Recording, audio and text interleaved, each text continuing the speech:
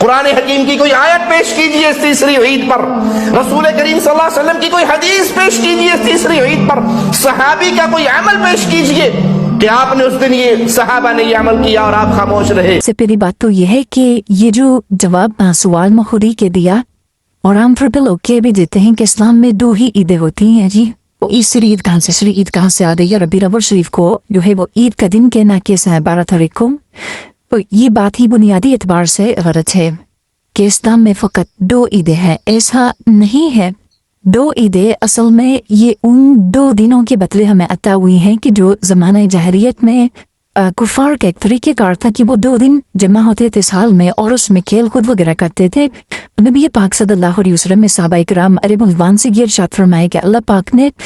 اس کے بدلے تمہیں 2 دن عطا فرمائے، تو وہ 2 دن یوم الفطر یعنی عید الفطر اور عید الاضحیٰ کا دن تھا۔ لیکن اس کا معنی یہ نہیں ہے کہ اس کے علاوہ کوئی عید کا دن ہے ہی نہیں۔ بہت سارے دلائل اس پر عقلی اور نقلی اعتبار سے یہ موجود ہیں، یعنی کتاب و سنت سے بھی موجود ہیں اور عقل کے اعتبار سے بھی موجود ہیں۔ ہم خود ہی دیکھ لیں کہ کیا ہم صرف یہ 2 دن ہی جو ہے اس کو عید کا دن کہتے ہیں، بلکہ ہمارے یہاں جو عید الفطر کا دوسرا دن ہوتا ہے اس کو بولتے ہیں یہ دوسری عید ہے، تیسرا دن ہوتا ہے تو اس کو بولتے ہیں یہ تیسری عید ہے۔ تو خود ہی ہم اس کو دوسری عید تیسری عید یہ کہہ رہے ہوتے ہیں۔ اسی طرح بقرہ عید کے اندر بھی اسی طرح کے الفاظ استعمال ہوتے ہیں۔ اور جب کوئی خوشی حاصل ہوتی ہے، خوشی کا دن ہوتا ہے تو کہتے ہیں آج تو میری عید ہو گئی، آج تو میرے لیے عید کا دن ہے۔ عرب دنیا کے اندر جب آپ جائیں گے تو وہاں پر جو ان کی آزادی کا دن ہوگا تو اس کو یہ بولتے ہیں عید الوطنی، چینی وطن کے آزاد ہونے کے دن کا یہ نام رکھتے ہیں عید، کہ اس دن خوشی حاصل ہوئی۔ تو عید بنیادی اعتبار سے اس دن کو کہا جاتا ہے کہ جو وہ خوشی کی جو لوٹ کر آئے، عید کا معنی ہے وہ خوشی لوٹ کر آئے۔ تو یہ تو ایک لغوی اعتبار سے اور ایک سمپل مثالیں ہو گئیں۔ باقی اس کے علاوہ یہ کہنا کہ 2 ہی عیدیں ہیں یہ بنیادی اعتبار سے احادیث طیبہ کے اور قرآن کی نصوص کے خلاف ہے۔ نبی پاک صلی اللہ تعالیٰ علیہ وسلم کا واضح فرمان یہ موجود ہے کہ آپ نے ارشاد فرمایا کہ جمعہ یہ مسلمانوں کا عید کا دن ہے۔ جمعے کے دن کو نبی پاک صلی اللہ علیہ وسلم نے عید کا دن قرار دیا، تو اب پورے سال کے اندر 52 جمعہ آتے ہیں، تو یہ الگ جو ہے وہ جو ہے عید کے دن ہو گئے۔ تو اتنی ساری عیدیں تو خود نبی پاک صلی اللہ تعالیٰ علیہ وآلہ وسلم نے بیان فرمائی۔ مسند احمد اور کئی کتابوں کے اندر حدیث پاک موجود ہے۔ اسی طرح صحیح بخاری شریف کے اندر حدیث پاک موجود ہے کہ حضرت سیدنا عمر رضی اللہ تعالیٰ عنہ سے یہود کے ایک شخص نے یہ عرض کی کہ اے امیر المومنین،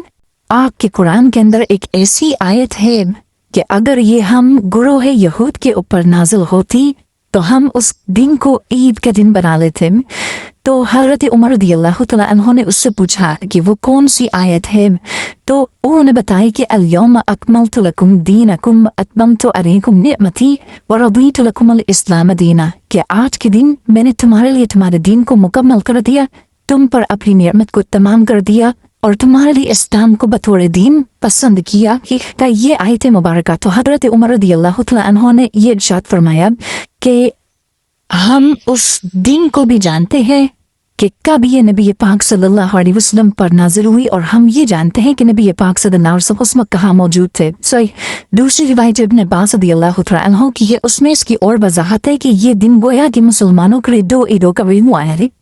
کہ ایک تو وہ جمعہ کا دن تھا، دوسرا وہ عرفہ کے میدان میں حجۃ الوداع کے موقع پہ نازل ہوئی تھی، تو وہ بھی عید کا دن تھا۔ تو حضرت عمر رضی اللہ تعالیٰ عنہ نے اپنے اس جملے کے ذریعے بتایا کہ یہ آلریڈی ہمارے لیے 2 عیدیں موجود ہیں، کہ ایک تو 9 تاریخ کو حج کا دن ہے تو وہ ویسے عید کا دن ہو گیا، یہ 10 تاریخ سے پہلے کی عید بن گئی، اور ایک جمعہ کا دن ہے وہ بھی ہماری عید کا دن ہے۔ تو حضرت ابن عباس رضی اللہ تعالیٰ عنہ نے فرمایا کہ یہ 2 عیدیں ہمارے لیے جمع ہوئی ہیں، تو یہ جمعہ کا دن الگ عید ہو گیا اس میں، اور ساتھ ہی ساتھ 9 تاریخ یہ الگ عید ہو گئی۔ اسی طرح قرآن مجید فرقان حمید کی مشہور آیت مبارکہ ہے کہ حضرت سیدنا عیسیٰ نبی جناب علیہ السلام سے جب ان کے ساتھیوں نے یہ کہا کہ آپ اللہ کی پاک کی بارگاہ میں دعا کریں کہ اللہ پاک ہمارے پر آسمان سے دسترخوان کو نازل فرمائے، تو حضرت عیسیٰ علیہ السلام نے ان سے گفتگو کے بعد اللہ پاک کی بارگاہ میں یہ عرض کی کہ ربنا انزل علینا مائدۃ من السماء، کہ اے اللہ ہم پر آسمان سے تو دسترخوان کو نازل فرما تکونو لنا عید الاولین و آخرین، تاکہ یہ دسترخوان کا اترنا ہمارے لیے اور ہمارے بعد والوں کے لیے یہ عید کا دن بن جائے. یعنی اللہ پاک کی طرف سے نعمت نازل ہو رہی ہے تو اب وہ ہمارے لیے تو عید ہے ہی ہے، ساتھ ہی ساتھ جو بعد میں آنے والے افراد ہیں ہمارے، تو ان کے آباء و اجداد کے اوپر یہ نعمت ہو رہی تو ان کے لیے بھی وہ عید کا دن قرار پائے گا. تو یہ بات ہی بنیادی اعتبار سے غلط ہے کہ جو ہے وہ اسلام کے اندر تیسری عید کا کوئی کانسیپٹ ہی نہیں ہے. عید کہنا یہ خوشی کے اعتبار سے ہوتا ہے کہ اللہ پاک جس دن کو خوشی عطا فرماتا ہے تو اس کو عید کا دن کہا جاتا ہے. کسی بڑی شخصی سے ملاقات ہو گئی تو کہتے ہیں آج تو میرا عید کا دن ہے، کوئی بہت بڑا جو ہے وہ نفع حاصل ہو گیا، فائدہ حاصل ہو گیا، عید ہو، کہتے ہیں تو عید ہوگی میری. تو یہ عام لفظ ہے، کہا جا سکتا ہے، اس میں کوئی اشکال یعنی اگر عقل سے کام لیں گے اور قرآن و سنت کو دیکھیں گے تو اس میں کسی طرح کا کوئی حرج نہیں، اور اس کو کوئی شرعی عید بھی نہیں کہا جاتا. کو جو باقاعدہ حدیث کے اندر اچھا پھر یہی ہوتا نا، اس میں بھی نماز کیوں نہیں، عید ہے تو نماز کیوں نہیں، یہ کوئی شرط ہی نہیں ہے کہ جو عید ہوگی اس کے لیے نماز شرط ہوگی. تو یہ تو اللہ کی رحمت ہے، اور اللہ پاک جس کے لیے جو چاہے مقرر کر دے. تو بہت بڑی عید اللہ پاک نے عطا فرمائی، اور اس دن عید کا حکم بھی دین نماز پڑھنے کا حکم بھی نہیں دیا کہ عید کی نماز اس کے اندر پڑھی جائے. تو جمعہ بھی تو ہے، جمعے میں جمعے کی نماز پڑھی، جمعے کی نماز پڑھی جاتی ہے. جو عام روٹین کے دن ہوں گے اس کے اندر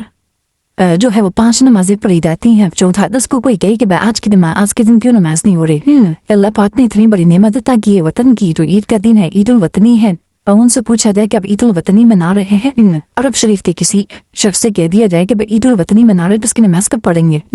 وہ کیا بولے گا؟ یہ بولے گا کہ تھوڑا سا علاج کروا دے، اور کیا کر